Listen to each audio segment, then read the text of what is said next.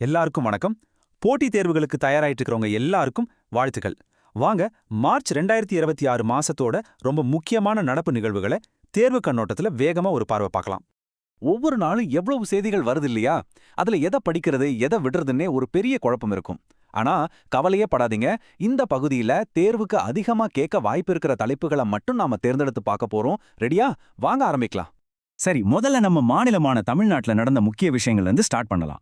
உங்களுக்கு தெரியும், டிஎன்பிஎஸ்சி தேர்வுகள்ல மாநில திட்டங்களும் சாதனைகளும் எவ்வளவு முக்கியமான ஒரு ஏரியான்னு. மார்ச் மாசத்துல தமிழ்நாட்டுல சில சூப்பரான முன்னெடுப்புகள் நடந்திருக்கு. உதாரணத்துக்கு பாத்தீங்கன்னா, வானியல் சுற்றுலாவை டெவலப் பண்ண கொல்லிமலையில தமிழ்நாட்டோட முதல் இரவு வான்வெளி பூங்கா, அதாவது டார்க் ஸ்கை பார்க் அமைக்கப்பட்டிருக்கு. அப்புறம் கப்பல் கட்டும் தொழிலை ஊக்குவிக்க ஒரு புதிய கொள்கை வந்திருக்கு. ரொம்ப முக்கியமா மாணவர்களோட மனநலத்துக்காகவே ஒரு தனி பாலிசி கொண்டு வந்திருக்காங்க. அதோட மெரினா கடற்கரையில கற்றனை தூரும் அறிவுன்னு ஒரு புதிய சிலையையும் திறந்து வச்சிருக்காங்க. இதோ ஒரு முக்கியமான பொருளாதார சாதனை.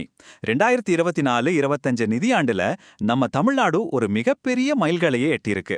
குஜராத், மகாராஷ்டிரா மாதிரியான பெரிய மாநிலங்களை எல்லாம் பின்னுக்கு தள்ளி இந்தியாவிலேயே ஜவுளி ஏற்றுமதியில நம்பர் 1 மாநிலமா நாம உயர்ந்திருக்கோம்.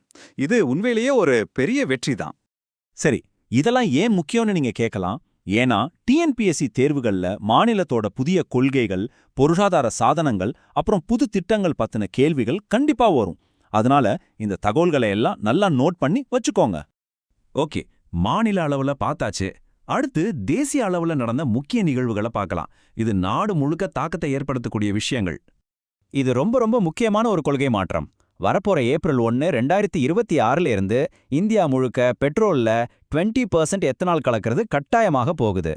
இது நம்ம சுற்றுச்சூழலுக்கும் சரி பொருளாதாரத்துக்கும் சரி ஒரு பெரிய கேம் சேஞ்சரா இருக்கும். இந்திய ரயில்வேயை நவீனமயமாக்க ஒரு 3 பெரிய டெக்னாலஜி முயற்சிகளை எடுத்திருக்காங்க.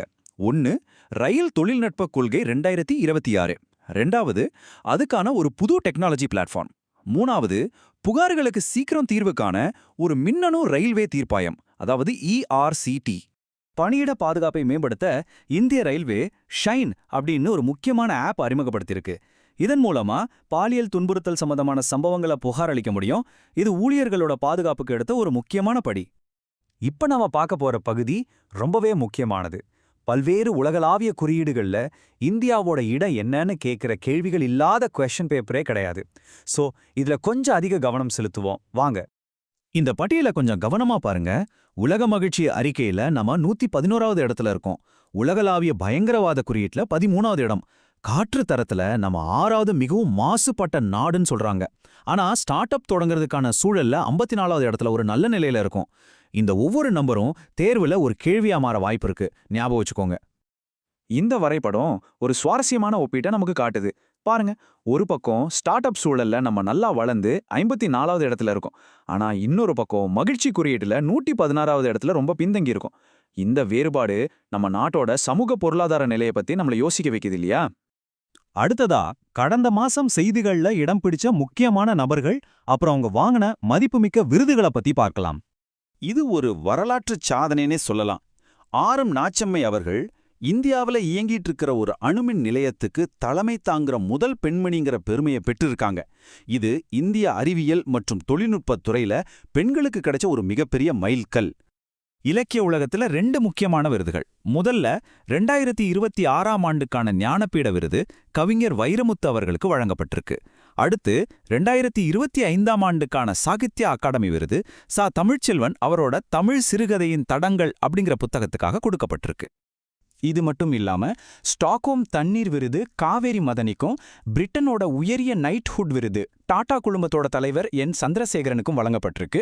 இந்த மாதிரி சர்வதேச அங்கீகாரங்கள் பத்தியும் கேள்விகள் வரலாம். சரி, இப்ப நாம கடைசி பகுதிக்கு வந்துட்டோம். இது ஒரு ரேபிட் ஃபயர் ரவுண்ட் மாதிரி. தேர்வுல டக்குன்னு நினைவுக்கு வர வேண்டிய சில முக்கியமான தகவல்கள்.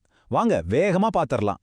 விளையாட்டுல ஜம்மு அண்ட் காஷ்மீர் அணி கிட்டத்தட்ட 67 வருஷத்துக்கு பிறகு ரஞ்சி டிராஃபியை ஜெயிச்சு வரலாறு படைச்சிருக்காங்க. பாதுகாப்பு துறையில அக்னி வருஷா 2026 அப்படிங்கிற ராணுவ பயிற்சி ராஜஸ்தான்ல நடந்திருக்கு.